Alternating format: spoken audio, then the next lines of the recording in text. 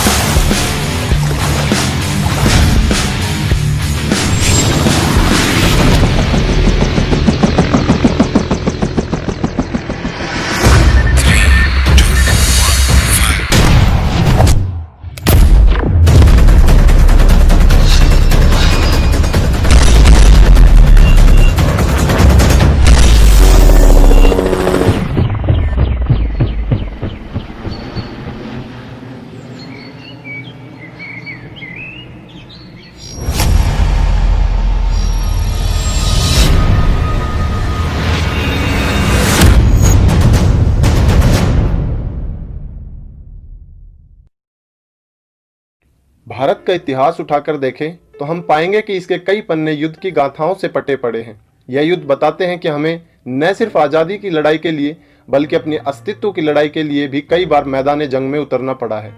अक्टूबर 1947 में हुआ भारत पाक का पहला युद्ध एक ऐसा ही पन्ना है जिसे खोलते ही ढेर सारे जख्म खुद ब खुद हरे हो जाते हैं। तो आइए जरा नजदीक से इस पन्ने के अक्षरों को पढ़ने की कोशिश करते हैं। लेने के लिए आगे आए कबायली मुजफ्फराबाद से आगे बढ़े तो उन्हें रोकने के लिए ब्रिगेडियर राजेंद्र सिंह ने अपने साथियों के साथ मोर्चा संभालते हुए सबसे पहले उस पुल को ध्वस्त कर दिया जिससे उनको आगे बढ़ना था। हालांकि इस मुठभेड़ में जाबाज ब्रिगेडियर राजेंद्र सिंह को दुश्मन की एक गोली ने जमीन पर गिरा दिया, लेकिन बावजूद इसके उनके हौसले आसमान पर थे। उन्होंने 3 दिन तक दुश्मन का कड़ा मुकाबला करते हुए कश्मीर पर रातों रात कब्जा करने की पाकिस्तान की मंशा पर पानी फेर दिया था। इस महान पराक्रम के लिए ब्रिगेडियर राजेंद्र सिंह को शहादत के बाद सरकार ने महावीर चक्र से सम्मानित किया। राजेंद्र सिंह की शहादत के बाद कबायली आगे बढ़े तो बारामूला में कर्नल रंजीत राय के नेतृत्व में सिख बटालियन ने कबायली के रूप में पाकिस्तानी सेना को कड़ी चुनौती दी। सेना बहादुरी से लड़ी लेकिन बारामूला और पट्टन शहरों को नहीं बचा पाई। बारामूला में कर्नल राय शहीद हो गए। बाद में उन्हें महावीर चक्र से अलंकृत किया गया। उधर श्रीनगर की वायुसेना पट्टी की ओर तेजी से बढ़ रहे हमलावरों को 4 कुमाऊं रेजिमेंट के मेजर सोमनाथ शर्मा के नेतृत्व में मात्र 1 कंपनी ने रोका। इस कार्रवाई में मेजर शर्मा शहीद जरूर हो गए लेकिन उन्होंने कबायलियों को आगे नहीं बढ़ने दिया। आखिरकार भारतीय सेना नवंबर का महीना आते आते कबायलियों को घाटी से खदेड़ने में कामयाब रही। मेजर शर्मा को इस युद्ध में उनके रण कौशल के लिए मरणोपरांत परमवीर चक्र दिया गया। पाकिस्तान किसी भी हालात में जम्मू कश्मीर पर कब्जा चाहता था, इसलिए उसने अपनी सेना के साथ प्रत्यक्ष रूप से उरी, टिटवाल और कश्मीर के अन्य सेक्टरों में युद्ध के लिए पहुंच गए और हमला कर दिया। कारगिल में भी पाकिस्तानी सेना ने धावा बोल दिया। इस ऊंचाई पर कारगिल और जोजिला दर्रे पर हमारे सैनिकों और टैंकों ने कमाल दिखाया और दुश्मन को भागने पर मजबूर कर दिया।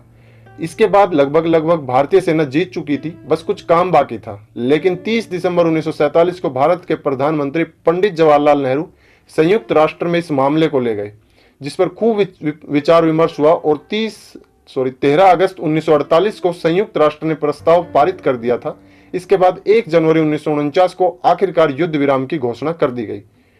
जानकारों का मानना है कि जब भारतीय सेना ने इस युद्ध के दौरान कबायलियों के द्वारा जम्मू कश्मीर पर कब्जे किए गए लगभग 8,42,583 वर्ग किलोमीटर के क्षेत्र को दोबारा से वापस ले लिया था, ऐसे में भारत सरकार को युद्ध विराम की जल्दबाजी नहीं दिखानी चाहिए थी।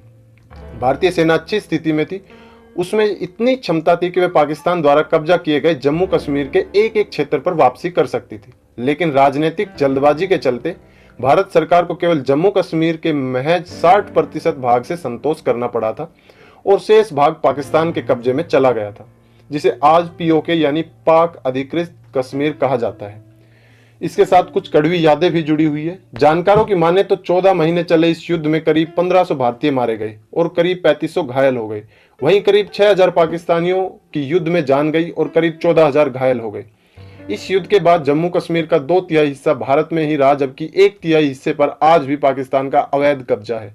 इस युद्ध को रोकने के लिए भले ही संयुक्त राष्ट्र ने युद्ध विराम का फरमान जारी करके अपनी भूमिका अदा की थी, लेकिन पाकिस्तान भारतीयों से मिली करारी हार को आज तक नहीं भुला पाया और यही कारण है कि वह रह रहकर हर मंच पर कश्मीर का राग अलापता रहता है। यही नहीं, वह अब तक अपने नापाक इरादों के साथ भारत से 4 बार 2-2 हाथ कर चुका है, जिसमें हर बार उसे मुंह की खानी पड़ी है। सन 1965 देश अपनी पीड़ा से उबर ही रहा था कि पंडित नेहरू का देहांत हो गया। लाल बहादुर शास्त्री नए प्रधानमंत्री बने। आर्थिक स्थिति ठीक नहीं थी।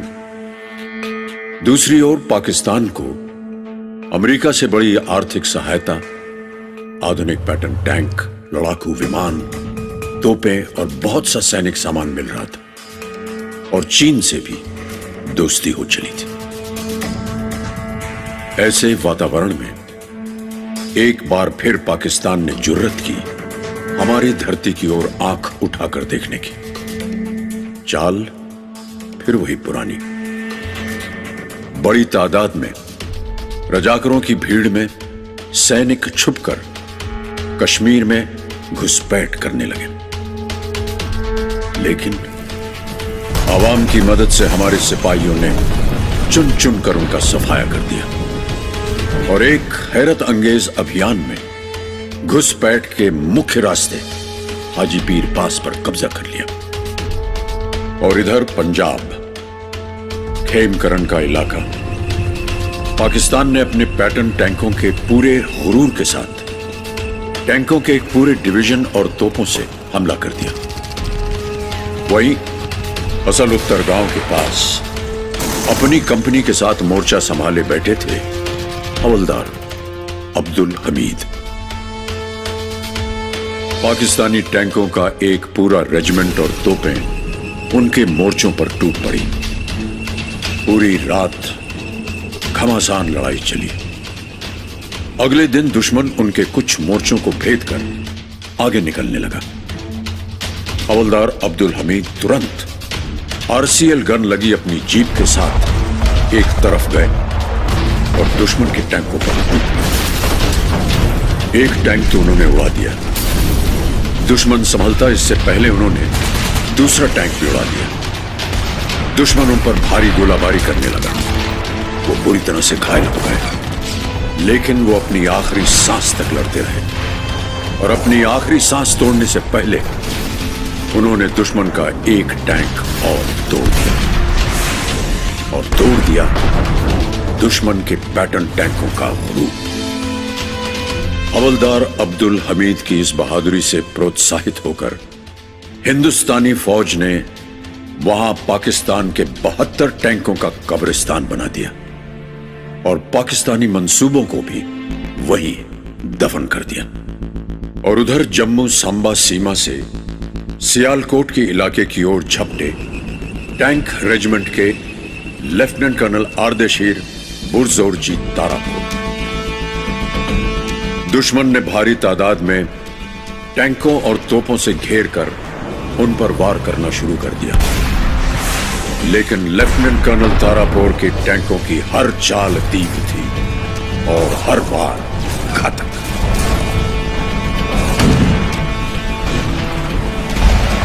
उनके आग उगलते टैंकों की दहाड़ से दुश्मन दहलने लगा, टूटने लगा। उनके टैंक जिस तरफ जाते भूचाल आ जाता।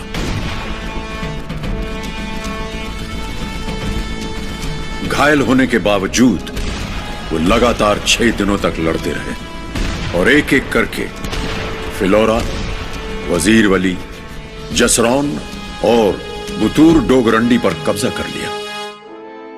दुश्मन के 60 टैंक तबाह कर दिए, पर वो खुद शहीद हो गए। पाकिस्तान जब जंग रोकने के लिए त्राही त्राही करने लगा तो 23 सितंबर 1965 को युद्ध विराम हो गया।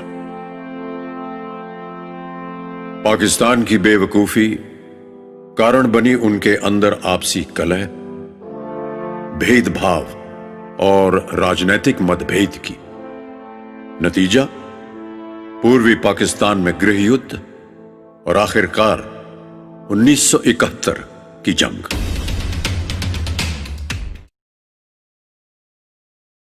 भाइयों, बहनों, साथियों और हम वतनों, हमारे सीमा पर जबरदस्त हमले चीनी फौजों ने किए।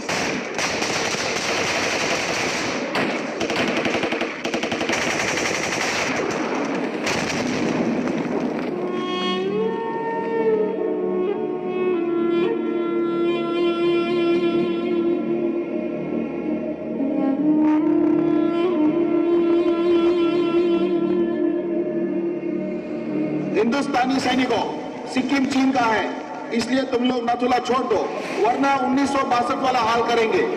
हम नाथुला नहीं छोड़ेंगे, because it's key to Sikkim.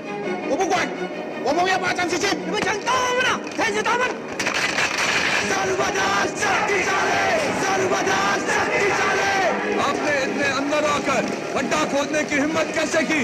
जैसे 1962 में की थी। 1962 ना है, 1967 है। समझा चीनी, बंद कर।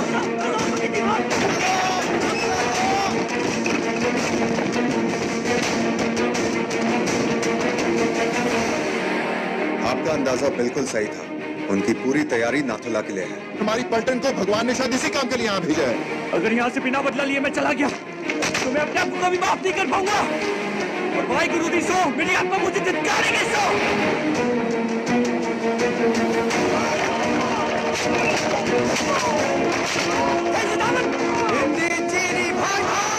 This is a psychological warfare. आपने चेयरमैन माँ की पवित्र धरती पर घुसकर हमारे काम रोकने की कोशिश क्यों किया? क्योंकि ये तुम्हारी धरती नहीं है।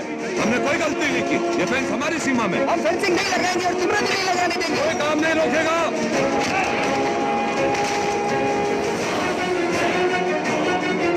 लेकिन आज तुम लोगों ने हमारी माँ की शादी पर कुल्हाड़ी मारी। गलती चीनियों ने की है।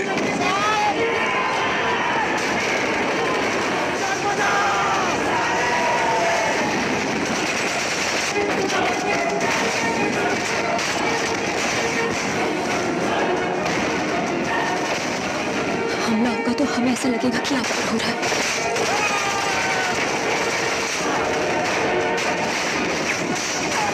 ज्यादा हीरोगिरी न दिखाइए। आप ये मौत और मरने की बातें मत करो।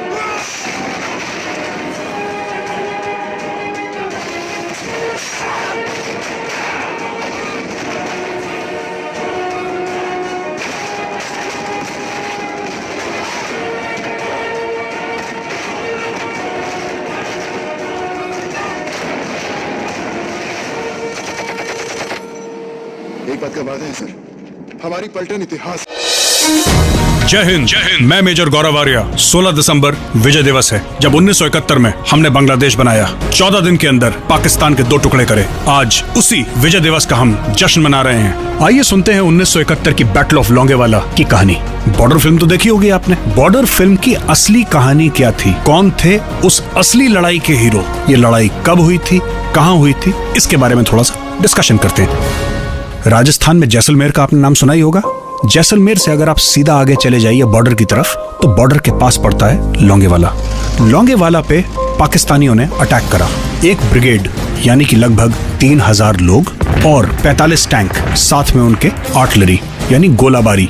हिंदुस्तानी तकरीबन 122-123 पंजाब रेजिमेंट, अल्फा कंपनी और अल्फा कंपनी के कमांडर मेजर कुलदीप सिंह चांदपुरी, जिनको इस ऐतिहासिक एक्शन के लिए महावीर चक्र मिला। पाकिस्तानियों ने लोंगेवाला पे अटैक करा, लेकिन पाकिस्तानियों ने 2-3 चीजें या तो समझी नहीं, और अगर समझी तो उस पर कार्रवाई गलत करी।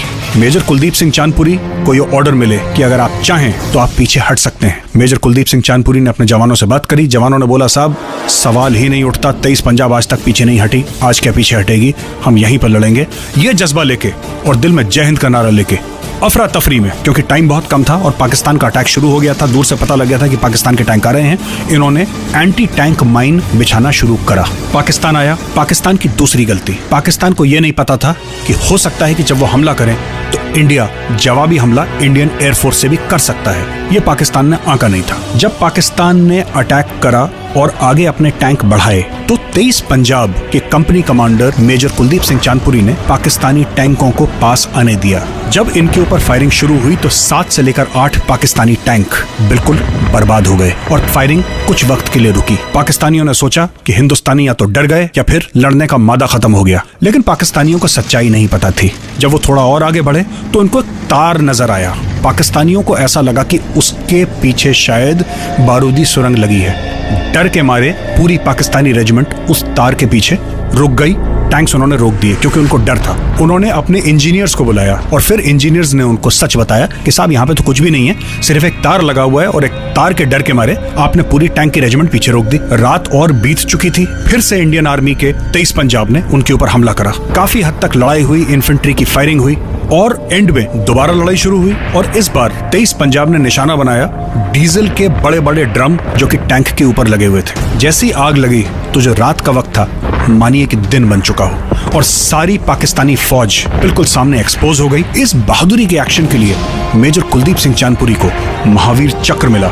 ये थी कहानी बैटल ऑफ लोंगेवाला की।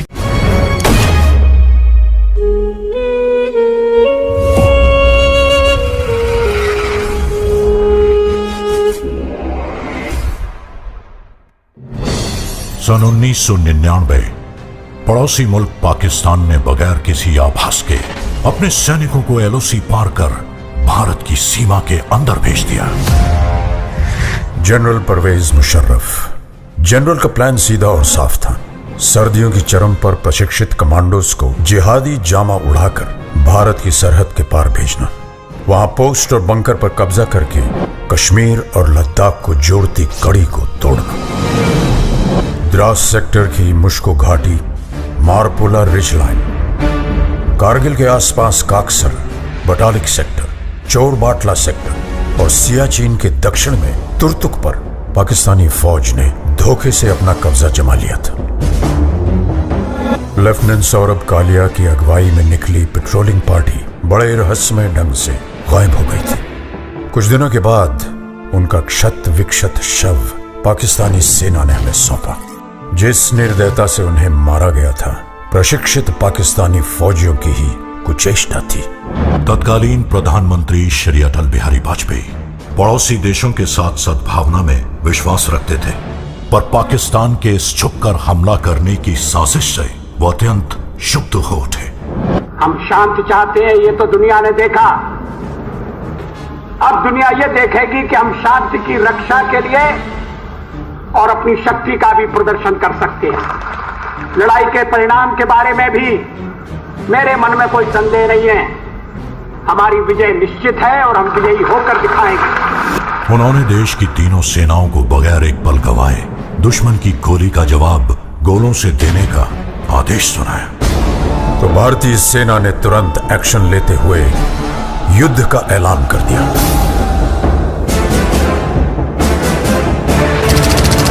Chief of army staff general VP Malik के नेतृत्व में लड़ी गई कारगिल की जंग अपने आप में सैनिक रणनीति और साहस का एक उदाहरण है। ऑपरेशन का नाम था ऑपरेशन विजय। थल सेना दुश्मन को खदेड़ रही थी, अब आसमान से आग बरसाने की पारी थी। वर्तमान वायुसेना प्रमुख wing commander BS Dhanoa Kargil युद्ध के दौरान फाइटर स्क्वाड्रन के कमांडिंग अफसर थे। स्क्वाड्रन लीडर अजय आहूजा, के नचिकेता और स्क्वाड्रन लीडर रघुनाथ नाम्बियार जैसे दिलेर फाइटर पायलट भी कारगिल के हवाई हमलों में नायक के तौर पर उभरे।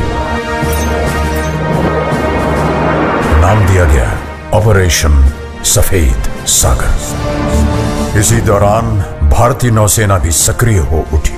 वाइस एडमिरल माधवेंद्र सिंह की अगुवाई में पूर्वी और पश्चिमी बेड़े एकत्रित हुए और तुरंत उत्तरी अरब सागर से कराची बंदरगाह की घेराबंदी कर दी गई।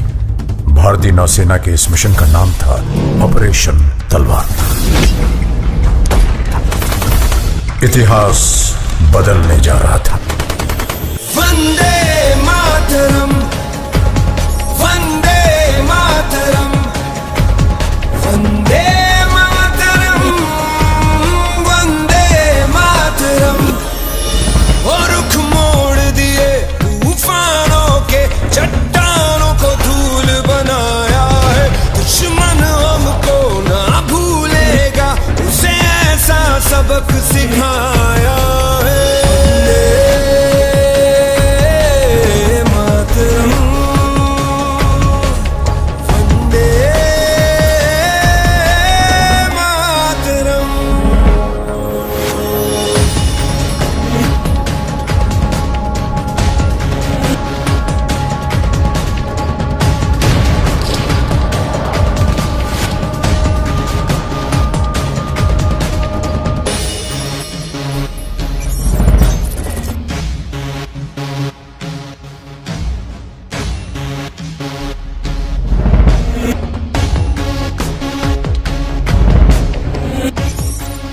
Colonel Joshi on the radio said, after the another bunker was captured, my company's success की नलवाज ये दिल मांगे मोर।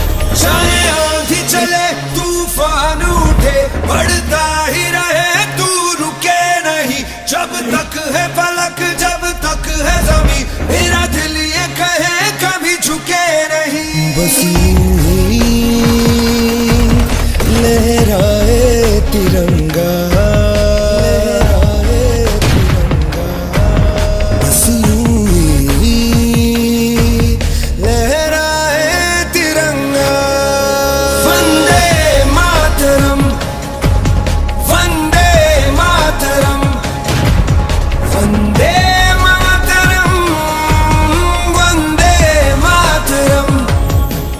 अगर मुझे अपने खून को साबित करने से पहले मौत आ गई तो कसम से मैं मौत को ही मौत की नींद सुला दूंगा।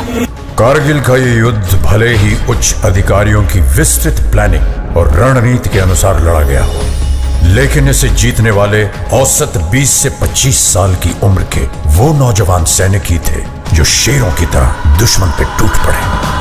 ये वो बेटे थे जिन्हें अपनी मां के आत्मसम्मान की चिंता अपनी जान से कहीं ज्यादा थी। पूरे विश्व पटल पर भारतीय विजय का डंका बजने लगा। आज हमारा भारत विश्व में एक नई शक्ति बन के उभर रहा है।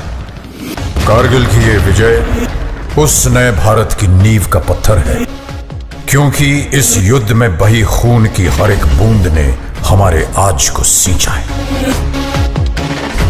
वही खून प्रेरणा देता है, बढ़ो आगे, मत रुको, पूरी शक्ति सहित निर्भयता से हर असंभव पहाड़ इसी तरह जीत लो। सीने में जो भारत भूमि के प्रति प्रेम है वो पूर्ण प्रज्वलित हो।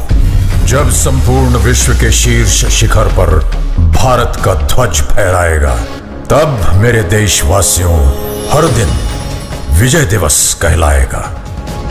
मां भारती के लिए बलिदान देने वालों की याद में निर्मित राष्ट्रीय समर स्मारक उन्हें समर्पित है। देश के लिए जीवन लगा देने वाले, जिंदगी खपा देने वाले, जिए भी तो देश के लिए, मरे तो भी देश के लिए, जिए तो भी तिरंगे के लिए, मरे तो भी तिरंगा ओढ़ करके, ऐसे हर किसी को मैं आज नमन करता हूं, प्रणाम करता हूं, आपसे आह्वान करता हूं।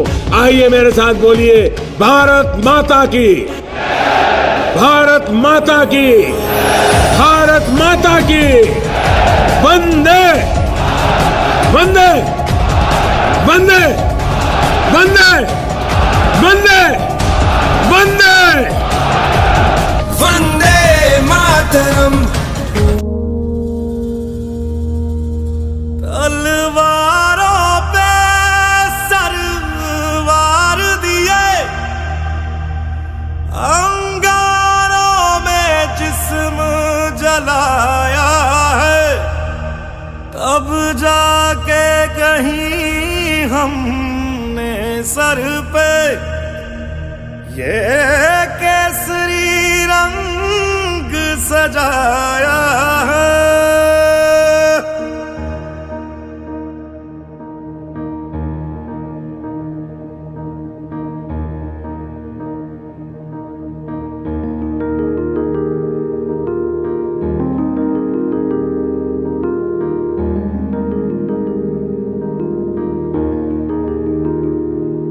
ऐ मेरी ज़मीं अफसोस नहीं जो तेरे लिए 100 दर्द सहे, महफूज रहे तेरी आन सदा, चाहे जान मेरी ये रहे ना रहे। मेरी ज़मीं महबूब मेरी, मेरी नस नस में तेरा इश्क बहे, फीका ना पड़े कभी रंग तेरा, जिस्मों से निकल के खून कहे।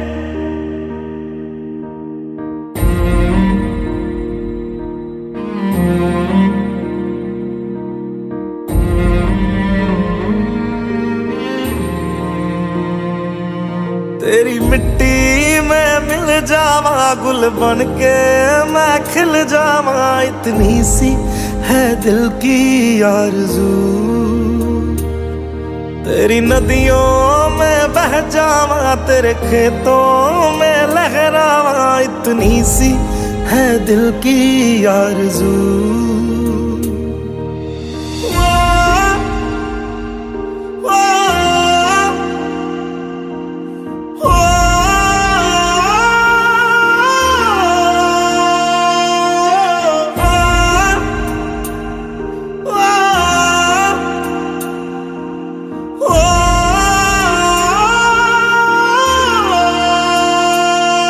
सरसों से भरे खलियान मेरे, जहाँ झूम के भंगड़ा पा न सका, आबाद रहे वो गांव मेरा, जहाँ लौट के वापस जा न सका।